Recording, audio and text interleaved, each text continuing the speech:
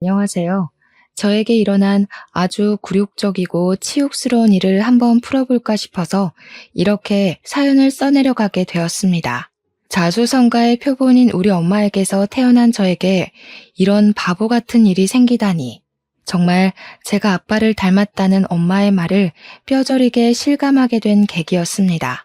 얼마나 제가 바보처럼 굴었는지 궁금하시죠? 지금부터 아주 경악스러운 이야기를 하나하나 풀어가 보도록 하겠습니다. 지금 저는 나이를 40이나 먹은 여자입니다. 제 나이 40살에도 아직까지 가장 존경하는 사람을 말하라 하면 우리 엄마라고 말할 만큼 저는 우리 엄마가 참으로 대단하고 존경스럽습니다. 어린 시절 아버지께서 불운한 사고로 돌아가신 뒤 엄마는 보상금이랍시고 받은 그 돈을 들고 음식 장사를 시작하셨습니다. 그 음식 장사가 나름 대박이 터지는 바람에 집 근처에 4층짜리 상가 건물을 하나 구매하실 수 있었습니다. 건물주가 되자마자 음식 장사는 이제 지긋지긋하시다면서 권리금 두둑히 받으시고 가게를 팔아버리셨습니다. 그리고 그 돈으로 저를 키워나가시며 임대업을 꾸준히 하셨고 지금은 본인 건물을 청소하시며 사는 게 낙이신 분이었죠.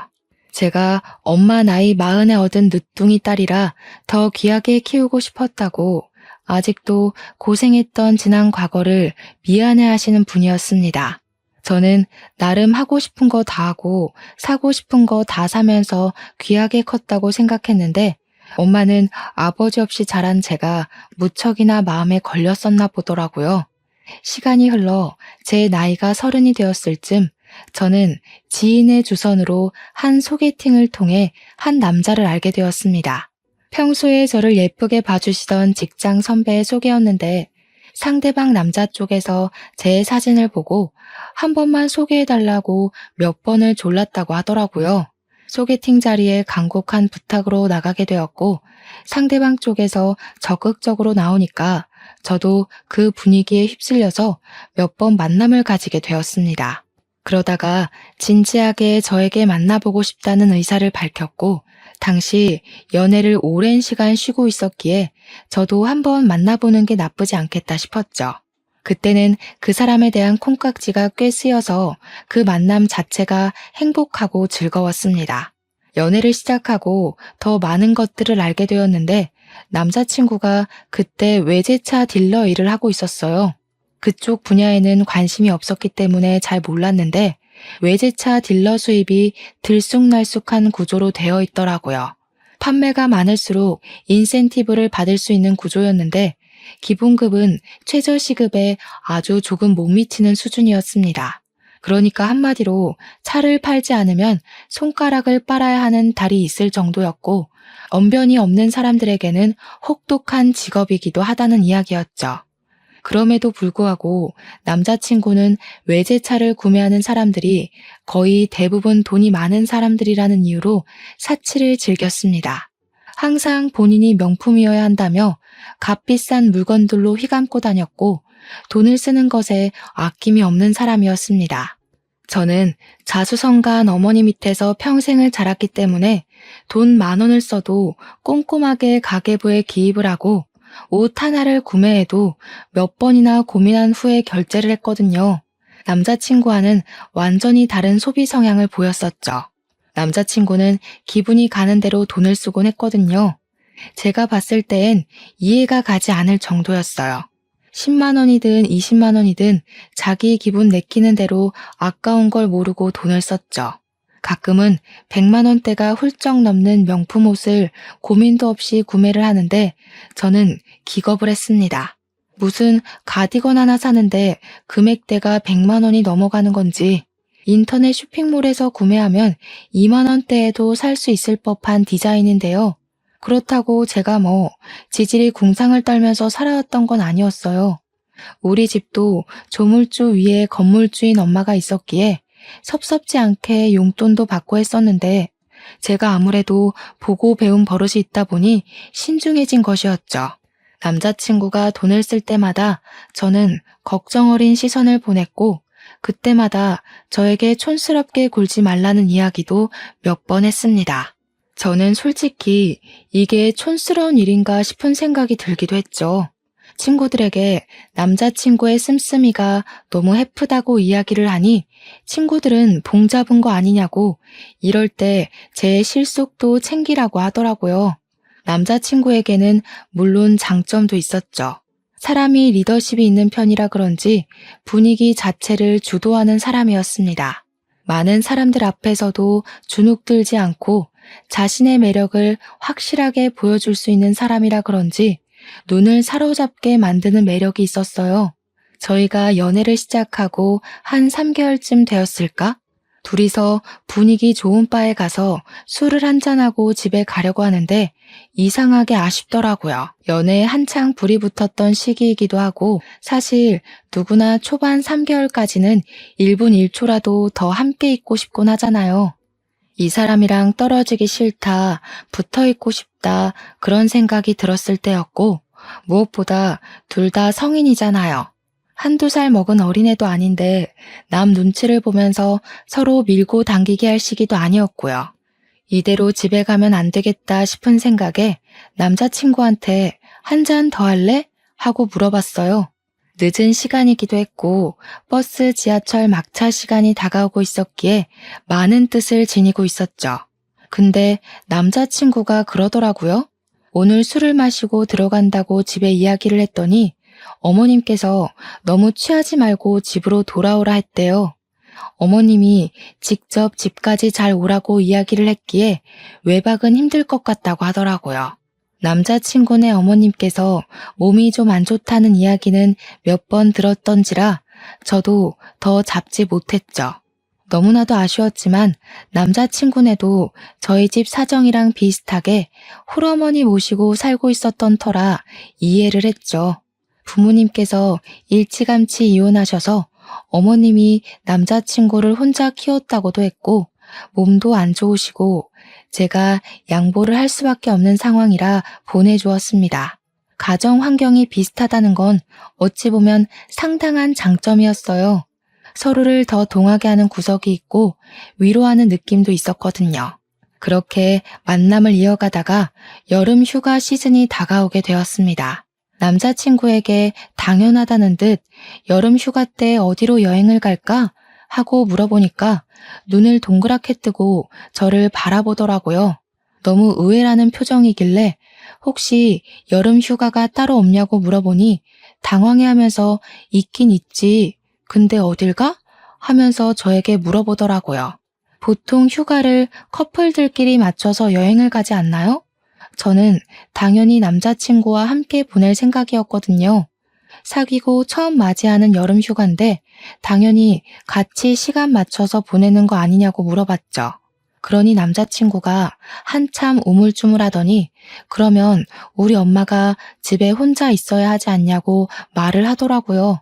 평소에 옷 살 때나 돈 쓸 때나 엄마를 한 번도 챙겨본 적 없는 사람이 여행을 가자고 하니까 갑자기 엄마 타령해 대는데 어이가 없더라고요. 그래서 저도 딱 잘라 우리도 다 큰 성인이고 그 며칠 엄마랑 떨어져 있어도 아무 문제 없지 않냐고 했어요. 그러니 남자친구가 하는 말이 우리 엄마는 내 걱정에 밤잠도 못 이룰 사람이라고 하더라고요. 아들이 여행 가서 무슨 일이라도 생기지 않을까 하루 종일 걱정하고 기다릴 텐데 어떻게 엄마를 두고 여행을 가냐고요. 그래서 저도 지지 않고 우리 엄마도 하루 종일 혼자 있는데? 우리 엄마도 나 기다리긴 한다고. 근데 여행 가는 것까진 터치하지 않는다고 했어요. 남자친구가 저한테 너랑 상황이 같냐면서 우리 엄마는 몸도 좀 안 좋으시잖아 하더라고요. 그것뿐만이 아니었습니다. 술 먹다가도 휴대폰 한번 쓱 보고는 엄마가 집에 오라고 했다면서 가고 주말에도 엄마가 오늘은 나가지 말라고 해서 집에 있으려고 하면서 약속 파투 내고요. 제가 하다 남자친구랑 연애를 하는 건지 남자친구 엄마랑 연애를 하는 건지 헷갈리더라고요. 그래서 말했죠. 너 마마보이냐고. 왜 이렇게 말끝마다 엄마 거리냐고. 진짜 우리 여름 휴가 때 여행 안 갈 거냐고요. 그러니 남자친구가 저한테 마마보이라고 했냐면서 화를 쓱 내더라고요. 자기 엄마가 아파서 걱정이 되어서 못 가겠다고 한 건데 어떻게 말을 그렇게 할 수 있냐고요. 여름 휴가 가고 싶으면 가자고. 근데 자기 엄마도 같이 가자고 하는 게 아니겠습니까? 어이가 없어서 너처럼 말끝마다 엄마 엄마 하는 게 바로 마마보이라고 했어요. 그러니까 자기는 그냥 효자일 뿐이라면서 저한테 강요하는 거 하나도 없지 않냐고. 내가 내 스스로 챙기겠다는데 왜 하면서 말을 하는데 꽤나 논리적이더라고요. 남자친구가 알아서 다 스스로 챙기고 했지. 언제 저한테 자기 엄마한테 전화 한 통 해라. 좀 찾아뵙고 살갑게 굴어라. 집안일 좀 도와달라 한 적 있냐고요. 그때는 제가 콩깍지에 완전히 쓰였을 때라 남자친구가 하는 말이 다 맞는 것 같다는 생각을 하면서 넘어갔죠. 제가 수긍하는 것처럼 보이니까 남자친구가 저한테 그런 말을 하더라고요. 우리가 연애를 한 시간이 벌써 1년이 다 되어 가는데 이참에 살림을 차리는 건 어떻겠냐고요. 결혼해도 절대로 저한테 대리 효도하라는 말 안 할 테니까 걱정하지 말라고. 자기가 가끔 엄마 집 가서 밥 먹고 전화하고 챙기고 하겠다고요. 엄마랑 합가하자는 소리도 절대 하지 않을 테니까 자기랑 슬슬 결혼하자고 하더라고요. 어차피 맞벌이 생활할 거니까 우리 둘 버는 돈이면 절대로 입에 풀칠은 안 할 거라고 장담을 했어요. 제 나이가 31살이긴 했지만 친구들 중에는 이미 시집을 간 친구들도 있었고 우리 엄마도 노후부장 다 되어 있으니 이제 저만 시집 보내면 소원이 없겠다고 하셨거든요. 좋은 사람 만나서 결혼만 했으면 좋겠다. 노래처럼 매일 타령을 하셔서 저도 모르게 결혼을 할까 하는 생각을 했습니다. 솔직히 31살에 언제 또 새로운 사람 찾아서 만나고 연애하고 결혼하고 하겠습니까? 시간이 허락하지 않을 거란 생각이 들었죠. 남자친구에게 홀라당 넘어가 버린 저는 번갯불에 콩 구워 먹듯 그렇게 결혼을 약속해버리고 말았습니다. 그때까지만 해도 앞날은 창창하고 행복할 거라 굳게 믿고 있었어요. 저에게 소개팅을 주선했던 선임에게 먼저 결혼 소식을 전했는데 저를 보면서 되게 의외라는 식으로 말씀을 하시더라고요. 예전부터 그 집 엄마가 극성이기도 했고 몸이 좋지 않다는 소식도 꽤 오래전에 들었는데 진짜 결혼할 거냐고요. 저는 그런 반응에 좀 어이가 없어서 소개를 시켜주실 땐 언제고 이제 와서 그런 찝찝한 소리를 하시느냐 다시 물었어요. 그러니까 선임이 하는 말이 상대방 쪽에서 귀찮게 졸라대서 소개를 시켜준 거라고 하시더라고요. 자기도 사실 엄청 친한 사이는 아니라고 말꼬리를 흐리시더니 그래도 1년을 만났다는데 자기보단 제가 더 잘 알고 결정하지 않겠냐고 하더라고요. 그냥 축하한다고 말부터 할 걸 하시는데 저도 기분이 좀 상하긴 했지만 고맙습니다 하고 말았습니다.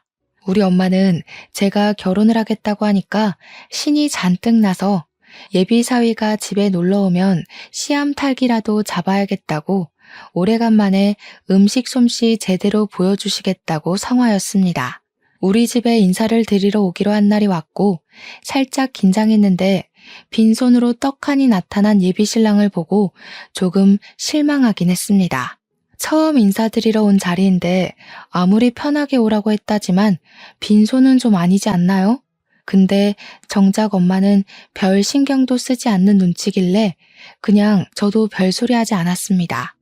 엄마가 정말 백숙에 잡채에 게장에 손이 많이 가는 음식들로 죄다 준비를 하셨더라고요.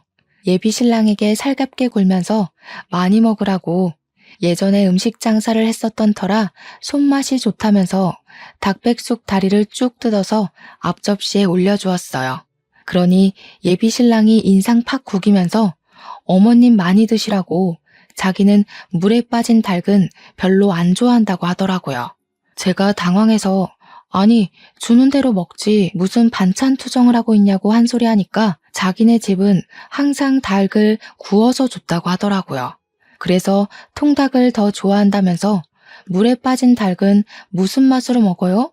하고 앞접시를 쓱 밀대요. 우리 엄마도 당황하셔가지고 눈만 껌뻑이고 계셨어요. 저는 철없는 예비신랑과 엄마 사이에 껴서 이리저리 눈치를 보며 밥을 먹었습니다. 식사 시간이 끝이 나고 이런저런 이야기를 나누는데 예비신랑이 우리 엄마한테 그러더라고요. 장모님은 무슨 돈으로 생활을 하고 계신 거냐고요. 혹시 제가 생활비를 대고 있는 거냐고요. 제가 그냥 웃으면서 우리 엄마 돈 많아. 걱정 안 해도 돼. 하니까 남자친구 눈이 번쩍 뜨이는 거예요. 아까 밥 먹을 때 슬쩍 들어보니 식당을 하셨다고 하던데 프랜차이즈 같은 거 가지고 계신 거냐고 사장님이냐고 묻대요. 엄마가 그 식당은 권리금 받고 넘긴 지 오래라고 그때 받은 돈이 꽤 쏠쏠해서 저를 키운 거라고 이야기하셨어요. 그러면서 요즘은 부업으로 건물 청소도 하고 있고 하면서 이야기를 하셨죠. 그러니까 예비신랑 얼굴이 팍 구겨지면서 아, 건물 청소 하면서 말꼬리를 흐리는 게 아니겠어요? 엄마도 그 표정에 빈정이 확 상하신 건지 청소하고 있는 건물이 본인 건물이라는 이야기는 하지 않으시더라고요. 어영부영 자리가 끝이 나고 예비 신랑이 집으로 돌아가고 난 뒤에 엄마가 저를 확 째려보시더라고요. 저한테 남자 보는 눈이 발끝에 달린 것 같다고 허우대 멀쩡하고 외관만 번쩍번쩍하면 뭐하냐고 속이 시커멓다고 하셨어요. 저도 그냥 딴청 부리면서 평소에 저런 사람이 아닌데 오늘은 긴장을 해서 말이 헛나온 것 같다고 필사의 별명을 했죠. 그러니 그제야 처갓집 방문하면서 빈손으로 오는 애는 처음 본다고 저한테 아주 헛똑똑이라고 하시더라고요. 그 뒤에 저도 예비 신랑의 집에 인사를 드리러 가게 되었고 처음으로 시모가 될 사람을 만났습니다. 저를 보자마자 아가씨가 우리 아들이랑 연애한다는 아가씨구나 하시면서 결혼하고 싶다고 하고 물어보시더라고요. 제 손을 잡으면서 우리 아들이 내 손에서 오냐오냐 자라서 맞춰줄 게 한두 가지가 아닐 텐데 고생하겠네 하시는데 첫인상이 너무 좋으셨어요. 이런저런 이야기를 하다가 문득 그런 생각이 들더라고요. 분명 몸이 몇 년 전부터 안 좋으시다고 했는데 아픈 기색이 아무리 봐도 전혀 보이질 않더라고요. 식사 자리에서 밥도 고봉밥으로 퍼서 쩝쩝 소리를 내시며 정말 입안 가득 채워 드셨거든요.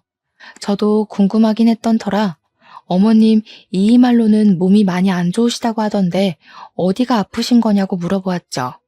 갑자기 밥 먹다 말고 저를 확 치켜뜬 눈으로 보시더니 왜? 내가 어디 아프면 갖다 버리려고? 하시는 거예요. 지금이 무슨 고려장 시대도 아니고 제가 갖다 버리긴 어디다 갖다 버리겠습니까? 저도 너무 놀라서 아니라고 도와야 할 일이 있을까 싶어서 미리 여쭈어 보는 거라고 했죠.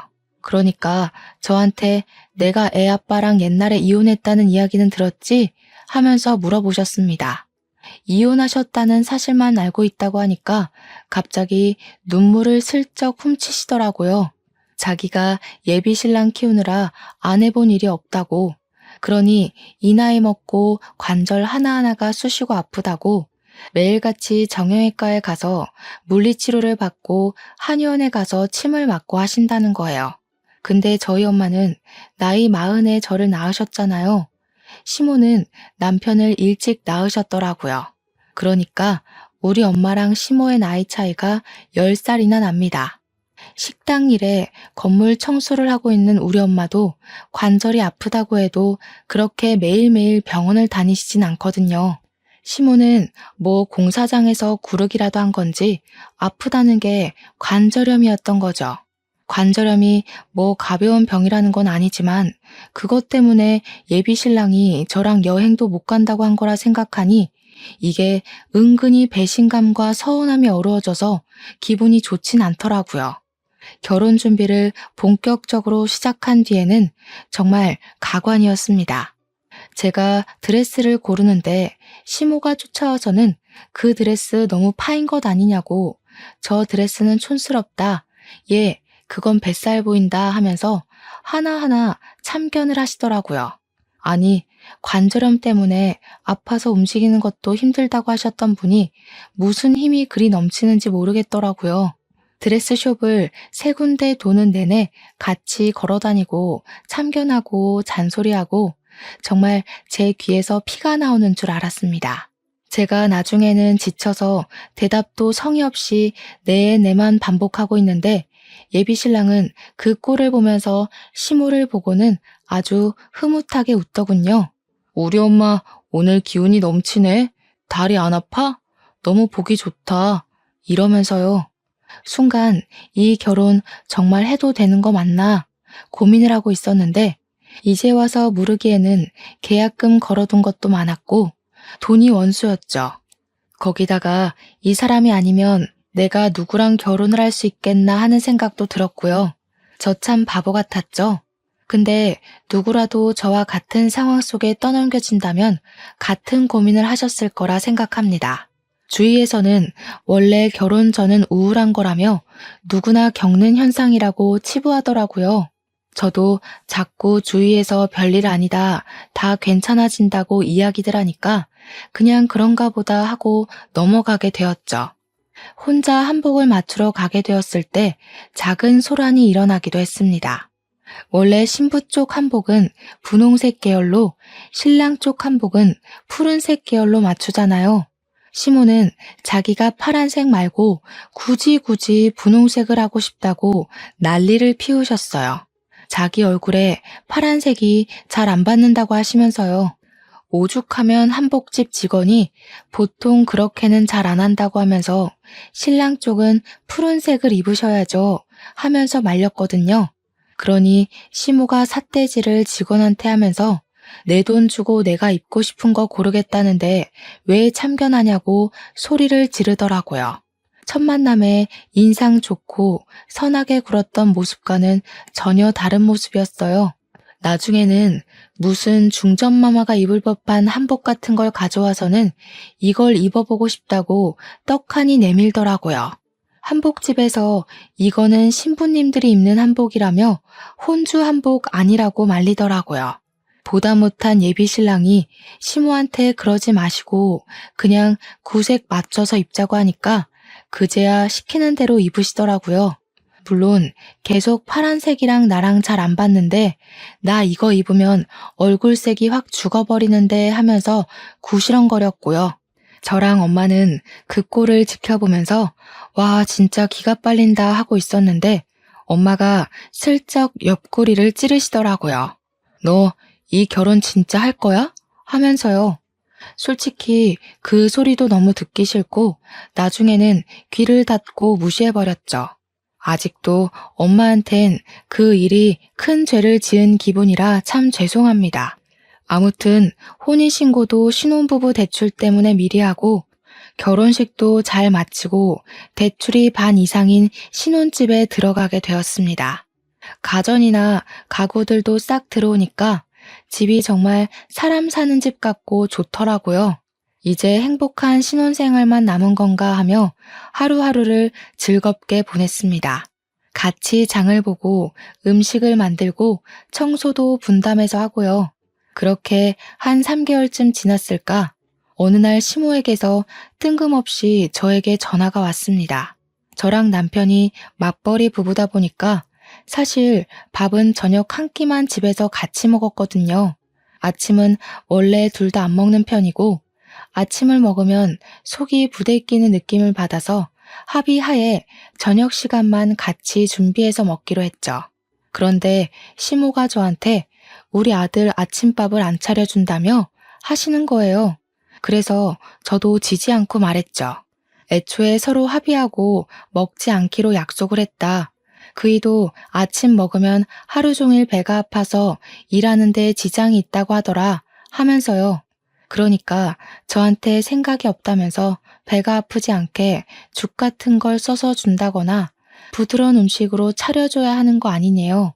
아니, 저랑 남편이랑 서로 합의하에 정한 이야기를 왜 이제 와서 들쑤시는지 이해가 가지 않았습니다.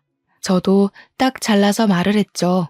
남편이랑 이미 결혼 전부터 다 합의를 본 상황이고 아침 안 먹는 생활을 지금 3개월째 하고 있다고요. 그동안 아무런 문제도 없었고 앞으로도 그럴 거니까 이 부분은 신경 쓰지 마셔라. 그이랑 저랑 둘 다 알아서 잘하고 있다고 했습니다. 그러니 시모가 할 말이 없는지 끙끙거리는 소리만 내더라고요. 아마 잔소리하고 싶었는데 제가 너무 강력하게 말하니까 할 말이 없어서 화를 사귀는 것 같은 소리였어요. 전화를 끊으려고 하는데 대뜸 그러시더라고요. 왜 저녁밥 차릴 때 된장찌개 아니면 김치찌개만 주냐고요. 원래 한국인의 밥상 기본 찌개가 된장찌개랑 김치찌개 아니었나요? 그래서 둘 다 번갈아 가면서 주고 있다고 대꾸를 했죠. 그러니까 마치 너 딱 걸렸다 하는 말투로 아들이 전화 와서는 순두부찌개가 먹고 싶다고 했다면서 저한테 순두부찌개를 좀 해주래요. 제가 곧 죽어도 순두부를 안 해준다고 일러 바쳤다는데 제가 뭐 일부러 먹이지 않은 건 아니잖아요. 저한테 말을 해야 제가 끓여주던가 하죠. 그래서 오늘 저녁에 끓이겠다고 대꾸하고 끊었습니다. 퇴근하고 온 남편에게 말없이 순두부찌개 거리를 차서 바지락 넣고 칼칼하게 끓여주니까 제 눈치를 살살 보더라고요. 그래서 저도 한마디 했죠. 먹고 싶은 게 있으면 나한테 말을 하지 왜 시모한테 말을 해서 저를 곤란하게 만드는 거냐고요. 그랬더니 그냥 밥 잘 먹고 다니냐 해서 아침이야 원래 안 먹었던 거니까 패스하고 저녁에는 된장찌개, 김치찌개 번갈아 먹는다고 했대요. 시모가 먼저 우리 아들 순두부찌개 좋아하잖아. 한마디에서 맞지 좋아하지 라고 대꾸해 준 게 끝이라는 겁니다. 누구 말이 진짜로 맞는 말인지 나원 참. 제가 그냥 남편을 쓱 흘겨봤어요. 남편이 필사적으로 변명을 하길래 앞으로는 저한테 직접 이야기해달라고 오해가 쌓이는 건 싫다고 말했습니다. 그러니까 갑자기 남편이 그럼 먹고 싶은 거 다 이야기해도 되냐고 하더라고요. 제가 뭐 요리사는 아니니까 전부 다 해줄 수는 없지만 말을 해주면 노력은 해보겠다고 말은 했죠. 그러니까 자기는 밥 종류보다 분식 종류를 더 좋아한다면서 캡사이신이 팍팍 뿌려진 떡볶이랑 볶음 우동 같은 밀가루가 먹고 싶다고 하더라고요. 제가 엄마의 손맛을 물려받긴 해서 사실 웬만한 음식들 다 평균치는 하거든요. 다음 날부터 남편이 먹고 싶다는 거 말을 해주면 제 선에서 가능한 음식들을 곧잘 해줬어요. 근데 어찌 된 게 메뉴가 맨날 밀가루 음식에 맵고 짜고 자극적인 것만 줄줄이 말하더라고요.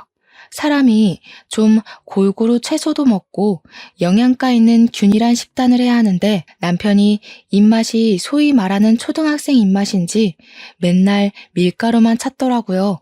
과일, 채소 이런 거 절대 입에도 안 되는 사람은 또 처음이었습니다. 저는 근데 과일을 진짜 좋아하거든요. 그래서 밀가루를 저녁에 많이 먹어도 회사에서 점심에 샐러드를 먹거나 후식으로 꼭 과일을 챙겨 먹곤 했어요. 우리 엄마가 식당 하실 때 저한테 항상 골고루 편식하지 말고 밥을 먹어야 한다고 습관을 들이셨거든요. 저는 나름 균형을 맞추려고 노력했고 남편은 점심에도 맨날 돈가스랑 제육볶음만 먹는 것 같았어요. 그러다가 배변 활동에 문제가 생기고 말았던 거죠. 극심한 변비에 고통스러워하더니 나중에는 병원에 가서 관장을 해야 할 정도까지 이르렀습니다. 배가 아프다고 대굴대굴 오밤중에 구르고 난리가 나서 맹장인 줄 알고 급하게 응급실에 갔더니 배에 가스가 가득 찼다는 겁니다. 한마디로 변을 보지 못해서 배가 아픈 거라며 관장을 하고 가라고 하더라고요. 제가 다 부끄러워서 혼이 났네요. 아무튼 관장까지 했는데도 정신 못 차린 남편은 맨날 떡볶이 해줘, 라면 끓여줘, 아기찜 해줘 하더라고요. 그렇게 맵고 짜고 밀가루만 처먹다가 결국 우리 남편은 치질에 걸리게 되었고 하루 종일 아프다 하더니 결국 수술까지 하게 되었습니다. 결혼을 했으니까 여름 휴가는 해외여행을 가볼까 하고 계획을 짜놨었는데 남편이 치질 수술을 해야 한다는 이야기를 하자 완전히 절망하고 말았죠. 그러길래 식습관을 좀 고쳤으면 얼마나 좋았겠냐고 잔소리를 했더니 남편은 자기 아픈 거 몰라준다고 삐지더라고요. 결국 고대하던 결혼 후 첫 여행은 완전히 무산되었고 남편은 치질 수술을 하기 위해 입원을 하게 되었습니다. 수술 자체는 간단하고 시간도 얼마 걸리지 않았는데 수술한 이후가 문제더라고요. 아픈 것도 정말 엄청나게 아프고 앉아있지도 못하고 바로 눕지도 못하고 엎드려서 끙끙거리며 앓는 소리만 내더라고요. 아무래도 수술이 잘못된 것 같다고 이렇게 아플 수 있냐고 예민해져가지고 하루 종일 삐지고 화내고 진짜 어린아이도 이렇게 징징거리진 않겠구나 하는 생각이 들 정도였습니다. 그 와중에 우리 시모는 입원실에 찾아와서 우리 아들 괜찮냐고 저렇게 아파하는데 진통제 하나 안 놔주냐고 발만 동동 구르더라고요. 결국에는 저한테 도대체 뭘 먹었길래 생전 없던 치질이 생겨서 저 고생을 하게 만드냐고 화를 내는 겁니다. 남편이 먹고 싶다는 거 다 챙겨줬을 뿐이라고 같이 먹은 저는 멀쩡한데 뭐가 문제냐고 했죠. 아무래도 어머님이 좀 하자 있는 아들을 낳으신 게 아닐까요? 하면서 일부러 과장되게 웃었습니다. 막말로 시모의 아들 식습관이 이상해서 생긴 병인데 제 탓을 하니 제가 짜증이 나지 않겠어요? 그렇게 한 3일을 입원해 있었어요. 근데 수술은 했어도 화장실은 꼭 가야 한다고 하더라고요. 남편이 배가 아프다고 화장실을 갔는데 수술을 하고 처음으로 변을 본 것이었거든요. 뒤처리를 하려니 무섭고 아프고 힘들었나 봐요. 저는 출근을 해서 없었고 병실을 지키고 있던 시모한테 계속 징징거렸던 거죠. 퇴근하고 병원에 찾아가니 시모가 저한테 그러더라고요. 우리 아들이 치질 수술해서 뒤처리가 힘들다고 하니까 네가 좀 도와줘라. 제가 너무 놀라서 네? 하고 물어보았죠. 배를 수술한 것도 아니고 팔을 수술한 것도 아닌데 용변 처리를 저보고 하라고 하니까 제가 황당하죠. 싫다고 고개를 절레절레 저었더니 지금 네 남편 더럽다고 피하는 거냐고 버럭 하시대요. 네, 더럽죠. 남의 변이 더럽지 그럼 깨끗해요? 그렇게 좋으시면 어머님이 직접 하세요. 제가 딱 잘라 거절을 하니까 민망한 건지 괘씸한 건지 수치스러운 것도 모르고 그걸 시모한테 시킨다고 버럭버럭. 아니, 자기가 낳은 아들인데 저보다 시모가 하는 게 맞지 않겠냐고 했더니 노려보시대요? 제가 시모한테 수치스러운 건 어머님이 아니고 남편일 거라고 그거 하나 제대로 못하는 머저리로 만드시는 거냐고 했죠.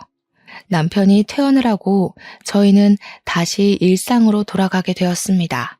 남편은 수술을 하느라 여름 휴가를 다 쓰게 되었는데 저는 여름 휴가를 쓰지 않았으니 남아 있었거든요. 그래서 엄마를 모시고 일본 여행을 가기로 약속을 잡았는데 남편이 대뜸 우리 엄마는? 하더라고요. 저도 아무렇지 않게 우리 엄마랑 여행 가는데 시모는 왜 물어보냐고 모르쇠로 일관했더니 입을 삐죽이더라고요. 제가 웃으면서 시모는 네가 모시고 가야지. 나한테 대리효도 안 시킨다며? 나랑 엄마랑 놀러 가는데 시모를 왜 끼워 넣어? 했어요. 결혼 전에 저한테 약속했던 사실이 있었으니 자기도 대놓고 시모 모시고 가라고 강요도 못하고 제가 시모도 같이 가자고 해볼까? 하고 말해주기를 기다렸던 모양이더라고요. 제가 정신 나갔나요? 시모를 모시고 가게. 끝까지 제 입에서 시모한테 물어보겠다는 말이 나오지 않으니까 우리 엄마 일본 못 가봤는데 불쌍하다 하더라고요. 그래서 시모 일본 안 가보셨으면 당신이 겨울에 어머님 모시고 일본 가면 되겠네 했죠. 그러니까 눈 동그랗게 뜨고 그럼 너는? 하길래 나는 우리 엄마 모시고 동남아 갔다 오면 되지 했어요. 저한테 어쩜 말 한마디를 지지 않고 계산적으로 구냐고 따지더라고요. 제가 이렇게 계산적으로 굴게 된 것에 파랄이 누구 탓인데 그런 소리를 하는지 저는 친정엄마랑 결국 일본 여행을 떠났고 즐겁게 여름 휴가를 보내고 와서 선물 사온 걸 남편과 시모에게도 나눠드렸습니다. 근데 시모가 저를 보자마자 일본 여행 재미있었냐고 네 남편이랑 나 두고 가니까 즐겁지? 하면서 비꼬더라고요. 그래서 제가 웃으면서 이이가 겨울에 어머님만 모시고 일본 간다고 하더라고요. 두 분이 즐겁게 데이트하고 오셔요 했죠.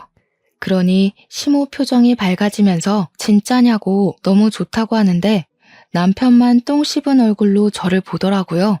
자기가 챙겨서 가기는 싫었는지 그런 소리를 왜 벌써부터 하냐고 핀잔을 주는데 고소했습니다. 생각해보면 시모만 모시고 어디 갈 생각이 있었다면 결혼 전에도 여행 다니고 했겠죠. 그러더니 시모가 갑자기 저한테 왜 말도 없이 일본에 갔냐고 하더라고요. 그래서 제가 어머님께 보고하고 가야 해요? 했죠. 아니, 우리 아들이 종이에 손 베었다고 야단법석을 떨길래 너한테 약 발라달라고 하라니까 네가 일본 가고 없다는 거야. 내가 얼마나 속상하던지. 그거 덧나면 생살 알아서 엄청 아픈 거 알잖니. 저는 제가 뭔가 잘못 들은 건가 싶었습니다. 종이에 손가락 한 번 안 베어본 사람이 있나요? 지금 저한테 약 발라줘야지 어디 일본을 놀러 가고 앉았냐고 한 소리 한 거잖아요. 저처럼 사무직하는 애들은 허구한 날 서류 만지다가 베이는데 그럼 직장에 남편 불러서 손을 치료해달라고 해야 되냐고 따지니까 시모가 그러더라고요. 저처럼 자주 베이는 애들은 내성이 생겨서 아픈 것도 모르지만 고운 우리 아들 손은 다르다고요. 와, 순간 제가 이런 꼴을 당하려고 결혼했나 싶더라고요. 욱하는 마음에 아이가 없을 때 이혼을 해야 하나 그런 생각까지 들었고요. 그렇게 1년이 넘는 결혼 생활을 하면서 꾸역꾸역 애틋한 모자의 사이를 방관하려 애쓰며 지냈어요. 제가 어느 정도 포기를 하고 나니까 마음이 편해지더라고요. 그러던 어느 날 시모가 다짜고짜 저한테 전화를 해서는 남편이 승진 명단에 분명 올라가 있었다고 했는데 이번에도 승진을 못했다고 하면서 짜증을 내는 거죠. 제가 알기로는 부장이 직접 이번 실적이 별로여서 누락된 거라고 다음에는 팀장급으로 승진을 시켜주겠다고 했다고 들었거든요. 제가 아무 소리도 안 하니까 시모가 제가 기도를 부족하게 해서 그런 거라며 당장 교회를 다니라고 하는 겁니다. 일요일에 늦잠 자기도 바쁜데 무슨 교회냐고 헌금 내봐야 다 목사님 자녀들 해외 유학시켜주는 거 아니냐고 했죠. 시모가 정신 나간 소리 하지 말라고 어디 신앙심을 그렇게 비하하냐 하길래 그래서 시모 교회 목사님 자녀들 다 유학 갔어요 안 갔어요? 하니까 아무 소리 못 하시대요. 더 어이가 없는 건 결혼 2년 차가 되었을 때였습니다. 저는 이미 자잘한 사건들로 인해서 남편과 시모에게 넌덜머리가 난 상태였고 우리 엄마에게도 이혼 이야기를 꺼낸 뒤였습니다. 엄마는 처음부터 별로였다고 지금이라도 애 없을 때 빨리 이혼하라고 성화였죠. 아직 나이가 34살이니까 좋은 사람 충분히 만날 수 있다고요. 한 번만 걸려봐라 바로 이혼하자고 질러야지 하면서 하루하루를 버티고 있는 와중에 전세 계약이 끝이 나면서 이사를 나가게 되었어요. 그래서 부랴부랴 집을 알아보고 있는데 시모가 딱 그러더라고요. 너네 집 알아본다고 우리 아들 회사 월차까지 썼다며? 그런 날은 우리 아들 쉬어야 하는데 힘들어서 어쩌니? 아니, 저는 월차 안 냈나요? 저도 쉬는 날인데 저는 당연히 해야 하는 일이고 남편은 무조건 쉬어야만 하나요? 제가 너무 열이 받아서 한마디 하려고 숨을 들이켰는데 시모가 그러더라고요. 니네 2년이나 살았는데 애가 안 들어서는 거 어디 문제 있는 거 아니니? 내가 우리 아들한테 물어보니까 밤에 잘 때 힘들어 죽겠다고 하더라. 애 보양식은 먹이는 거니? 밤에 잠자리 할 때 네가 더 적극적으로 해가지고 아이를 빨리 가질 생각을 해야지. 내가 오늘 저녁에 특별히 아들 먹을 장어랑 야간문즙이랑 보낼 테니까 우리 아들 잘 좀 먹이고 너는 노력 좀 더 하고. 그 말을 듣는데 순간 꼭지가 돈다는 말이 어떤 말인지 알겠더라고요. 남편이 옆에서 듣고 있다가 엄마 장어 고마워 하는데 수치스럽고 열받아서 남편의 머리통을 뻑소리 나게 쳤습니다.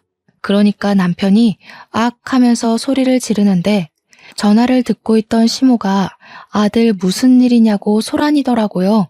남편이 놀래서 얘가 나 때렸어 하고 고자질을 하고 시모가 뭐가 어쩌고 어째 하면서 당장 부동산 앞으로 오겠다고 난리를 치더라고요. 저는 참지 않고 부동산 앞 길거리에서 소리를 고래고래 질렀습니다. 야, 이혼해. 내가 진짜 마마보이도 이런 마마보이 처음 봤다. 반찬 타령하고 우리 엄마 할 때만 해도 내가 그러려니 했는데 종이 손배었다고 약을 발라주라질 않나? 뭐? 잠자리를 적극적으로 해? 장난해 지금? 야, 우리 엄마가 뭐 어쨌다고. 그냥 할 말 다 하고 산 거지. 내 머리는 왜 때려? 너 이거 폭력이야? 가정폭력. 내가 너 신고할 거야. 그래, 신고 한번 잘 해봐라. 나도 너네 엄마 걸고 넘어질 거야. 내 휴대폰에 전화 녹음 자동으로 되는 거 알고 있지? 이혼 소송 준비나 해. 야, 중소기업 다니면서 그 월급으로 너네 엄마 건물 청소하면서 버는 돈까지 쓸어다가 변호사비 내려고? 남편이 비웃듯이 이야기를 하더라고요. 건물 청소. 우리 엄마가 오죽 사위 새끼가 마음에 차지 않았으면 그 건물이 자기 거라는 말도 안 했을까요? 제가 깔깔 웃으면서 대꾸해줬죠. 야, 우리 엄마가 청소하는 그 건물이 우리 엄마 건물이야, 이 모지리 새끼야. 내가 엄마한테 생활비를 주는 것도 아닌데 그럼 우리 엄마가 건물 청소 그거 깔짝깔짝해서 차도 사고 골프도 치고 그러고 살겠냐? 바보 같은 게 계산기 하나 제대로 못 두들기면서. 그 건물이 장모님 거라고? 근데 왜 말 안 했어? 장모님 건물주였어? 누가 네 장모님이니? 너 이제 내 남편 자리에서 아웃이야, 아웃. 나 너랑 이혼할 거라니까? 거기서 남편이랑 실랑이를 벌이고 있는데 진짜로 시모가 저 멀리서부터 야, 이 죽이려나 하면서 달려오더라고요. 제가 손 쓸 시간도 없이 제 머리채를 잡고 흔들고 난리가 났죠. 길거리였으니까 부동산 사장님도 나오고 지나가는 사람들도 어떡하냐며 구경하고 사진 찍고 동영상 찍고. 근데 저는 일부러 피하지 않고 다 맞아줬어요. 그게 증거가 되지 않겠습니까? 주변의 신고로 경찰이 도착했고 고발하겠다고 강력 주장까지 했습니다. 다행히 영상이 필요하면 연락달라고 주변 몇 분께서 명함을 주고 가셨길래 그거 다 챙겨서 이혼 변호사까지 만났습니다. 전송받은 영상과 제 통화 녹음 파일들을 증거로 제출했고 당연히 아이가 없었으니 빠르게 이혼이 정리가 되었습니다. 이혼 도장 쾅 찍히고 나니 전 남편이 우리 엄마를 찾아와서 왜 건물주라고 말 안 했냐고 사기 결혼 아니냐고 헛소리를 해대더라고요. 우리 엄마가 당신 누구냐고 모른 척하니까 다시 저랑 합칠 거라고 자기가 잠깐 실수한 거라고 했대요.